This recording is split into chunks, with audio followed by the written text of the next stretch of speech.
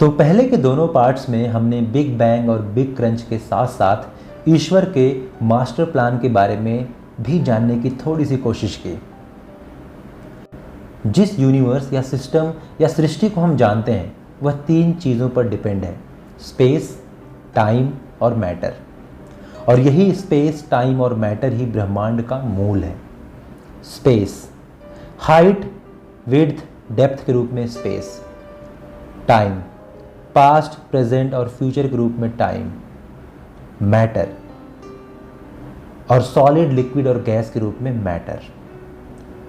अब अगर इन चीज़ों से ईश्वर ने इंसान समेत समूचे सिस्टम को बनाया है, समूची सृष्टि को बनाया है, तो यह तय है कि हम या यह सृष्टि इन्हीं तीन चीज़ों पर डिपेंड है। और फिजिक्स के सारे लॉज हमें इनसे बंधा होने की पुष्टि करते हैं। अगर रचना के रूप में हम टाइम, स्पेस और मैटर से बंधे हैं तो कम से कम हमें रचने वाला रचनाकार इनसे मुक्त होना चाहिए, मतलब कि ईश्वर इन तीनों चीज़ों से मुक्त होना चाहिए। लेकिन ईश्वर के रचना से पहले चलिए स्पेस, मैटर और टाइम के बारे में थोड़ा और समझ लेते हैं। स्पेस, उस हिसाब से अब इनमें से अगर हम स्पेस की बात करें तो ऑब्जर्वेबल यूनिवर्स कितना भी बड़ा क्यों ना हो, इसे बनाने वाला इसके अंदर नहीं हो सकता। जैसे कंप्यूटर जैसा सुपर ऑब्जेक्ट बनाने वाला इसके भीतर नहीं हो सकता। यह पूरा सिस्टम 3 डायमेंशनल है। और इसके साथ एक पहलू यह भी है कि किसी डायमेंशन में रहने वाला जीव अपने से एक डायमेंशन कम देख पाता है। इसका एक मैं एग्जांपल आपको देता हूँ। जैसे हम किसी एक पॉइंट पर बैठ कर देखें तो दूर दिखती चीज़ अगर दाएं बाएं मूव करती है तो हम समझ लेंगे कि वो इधर उधर मूव कर रही है। लेकिन अगर वो ऊपर नीचे मूव करती है तो भी हम समझ लेंगे कि वह ऊपर नीचे मूव कर रही है। लेकिन अगर वह हमारी तरफ आगे या पीछे हो रही हो तो हम उसे सिर्फ एक लौती कंडीशन में समझ सकते हैं कि अगर वह हमारी तरफ आ रही है तो क्षण प्रतिक्षण बड़ी होती जाएगी, और अगर हमसे दूर जा रही है तो क्षण प्रतिक्षण छोटी होती जाएगी।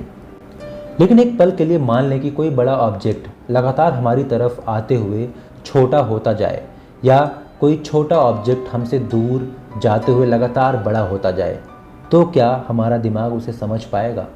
जबकि इसी कंडीशन में मान लीजिए कोई ऊपर आसमान में बैठकर हमें और उस ऑब्जेक्ट को दोनों को देख रहा है, तो उसे यह चीज़ साफ साफ समझ में आ जाएगी कि वो चीज़ पास जा रही है या दूर जा रही है।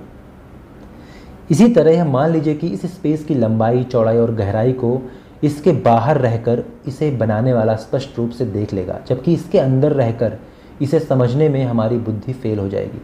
इसे यूँ भी समझ सकते हैं कि ब्रह्मांड की उम्र हम 13.7 अरब वर्ष इस आधार पर लगाते हैं कि इससे पुरानी रोशनी हमने अभी तक डिटेक्ट नहीं करी। लेकिन क्या गारंटी है कि इससे पुरानी रोशनी होगी भी नहीं?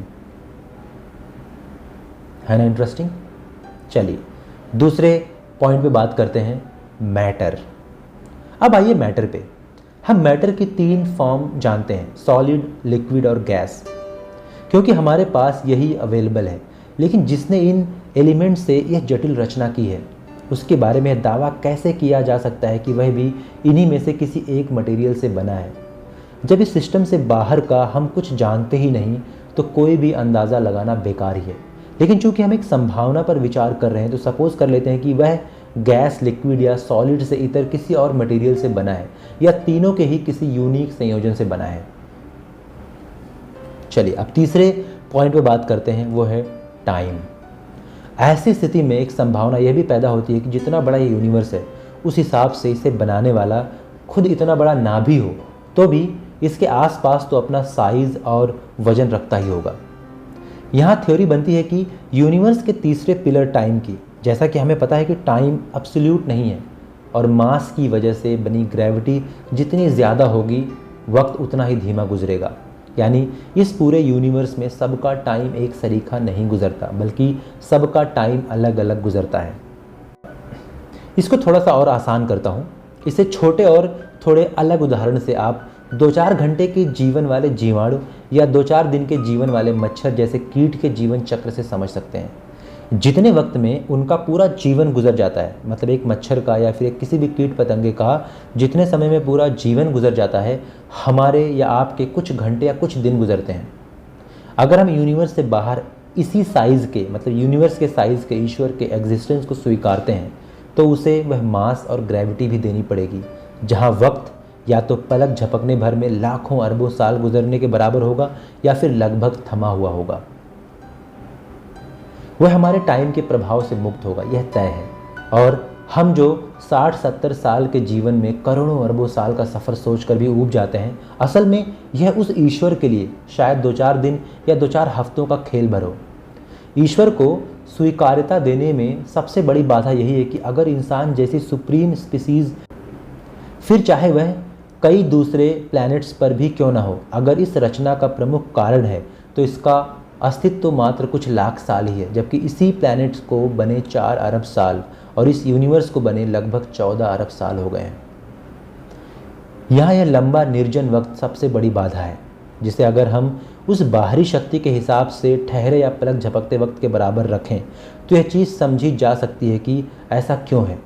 आखिर गर्म खौलती चाय भी तो हम बर्तन से निकाल कर तत्काल नहीं पी लेते, बल्कि उसे पीने के लिए सही स्थिति बनने का इंतज़ार करते हैं कि इतनी गर्म ना हो कि मुंह जल जाए और इतनी ठंडी भी ना हो कि स्वाद ही ना आए। तो उम्मीद करता हूं कि इससे आपको स्पेस, मैटर, टाइम और ईश्वर का उनसे क्या लेना देना है समझ आ गया होगा। अब चलिए ईश्वर के ही जन्म और मृत्यु की बात कर लेते हैं। ईश्वर का जन्म और मृत्यु। फिर भी हम टाइम, स्पेस और मैटर के बंधन से मुक्त करके उसके अस्तित्व को स्वीकार्यता देते हैं, तो भी कुछ चीज़ों को हमें मान्यता और देनी होगी। पहला यह कि जो नियम यूनिवर्स के अंदर लागू होता है कि बिना क्रिएटर कोई चीज़ क्रिएट नहीं हो सकती, वह नियम उस पर भी लागू होगा। उसका कोई नहीं है कहना किसी अनाथ पृथ्वीवासी के समतुल्य तो हो सकता है जिसके अपने परिवार में कोई ना हो, लेकिन इस बात से इनकार नहीं हो सकता है कि दूसरे पृथ्वीवासियों की तरह उसकी दुनिया में भी उसके जैसे लोग नहीं हैं। अब चूँकि जो चीज़ अस्तित्व में आई है उसका कभी ना कभी तो अंत होगा ही, वह खुद भी इस नियम से मुक्त नहीं हो सकता। दूसरी बात यह कि हम इस यूनिवर्स के अंदर भौतिकी के उन नियमों से बंधे हैं जो उसने तय किए हैं। मसलन हमारी दुनिया में कोई भी मास ना होने के कारण रोशनी के कण फोटान से तेज़ लगभग 3 लाख किलोमीटर पर सेकंड कोई भी चीज़ नहीं चल सकती। ठीक इसी तरह उसकी दुनिया के नियमों से वह भी बंधा होगा, क्योंकि बिना नियमों के कोई भी दुनिया स्टेबल नहीं रह सकती। ऐसे में यह दावा कि वह सर्वशक्तिमान है, उसकी पावर इन्फिनिट है और सब कुछ कर सकने में समर्थ है, बेमानी है। इस तरह तो आप हवाई बातें कर सकते हैं। बहरहाल, अगर हम ईश्वर को इस रूप में डिफाइन कर लेते हैं तो आगे यह सवाल खड़ा होता है कि उसने यह सब आखिर रचा क्यों? क्या ज़रूरत थी उसे इतना पेचीदा सिस्टम को बनाने की? एक क्रिएटर के तौर पर हम नावल लिखते हैं, फिल्म बनाते हैं, वीडियो गेम या कंप्यूटर गेम या कोई सिमुलेशन प्रोग्राम बनाते हैं, तो उसमें जीवन का गठन हम खुद करते हैं। उनके लिए अनुकूल या विपरीत परिस्थितियों को हम क्रिएट करते हैं। इसकी एक वजह होती है, हम दूसरों का मनोरंजन करना चाहते हैं उसके माध्यम से, या फिर किसी तरह का एक्सपेरिमेंट। ऐसे ही यह यूनिवर्स प्रोग्राम बनाने के पीछे खुदा का या ईश्वर का क्या मकसद हो सकता है? क्या कभी आप इस तरह सोचते हैं? तो चलिए बात करते हैं, ईश्वर ने दुनिया क्यों बनाई? किसी आस्तिक के पास इसका इकलौता जवाब होता है कि यह दुनिया संपूर्ण सृष्टि उसने हमारे लिए बनाई है और वह चाहता है कि हम उसके बताए रास्ते पर चलें और इसकी इबादत करें।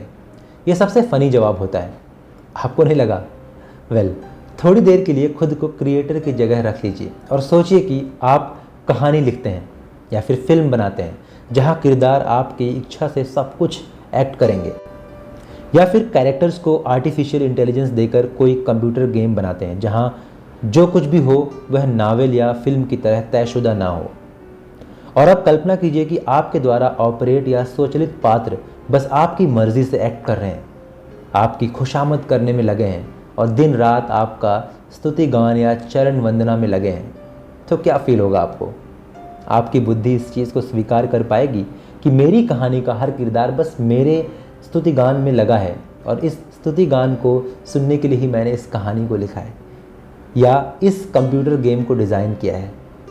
अब सवाल उठता है कि चलिए मान लिया कोई ईश्वर है और उसी ने यह सब बनाया, लेकिन आखिर क्यों? क्या मकसद है इसका? इस रचना के मकसद को समझने के लिए अगर इस पहलू पर गौर करें कि असल में यह सिस्टम है क्या, तो शायद मकसद को समझने में आसानी हो। यह पूरा यूनिवर्सल सिस्टम या जो भी हम देखते हैं, सुनते, समझते हैं, इसके साथ 3 संभावनाएं जोड़ी जाती हैं। पहली यह कि या तो यह सब हकीकत में है, मतलब जो कुछ भी आपको दिख रहा है सब कुछ हकीकत में है, या फिर आधी हकीकत और आधा इल्यूज़न या भ्रम है, और या फिर यह पूरा का पूरा सिस्टम ही सिमुलेटिंग प्रोग्राम यानी काल्पनिक दुनिया है जिसमें हम बस कंप्यूटर गेम के कैरेक्टर की तरह एक्ट कर रहे हैं। अब आप बताइए, क्या लगता है आपको, जो कुछ भी दिख रहा है वो सब हकीकत में है, या फिर आधा हकीकत और आधा एक भ्रम है, या फिर ये कोई सिमुलेटिंग प्रोग्राम तो नहीं जहां हम सब किसी वीडियो गेम के कैरेक्टर्स की तरह बस रिएक्ट कर रहे हैं? कमेंट करके बताइए आपकी क्या सोच है इस बात पे। मिलते हैं पार्ट 4 में और समझेंगे कि अगर ईश्वर है तो उसका ये सब बनाने के पीछे क्या मकसद हो सकता है। तब तक के लिए आपका बहुत बहुत धन्यवाद।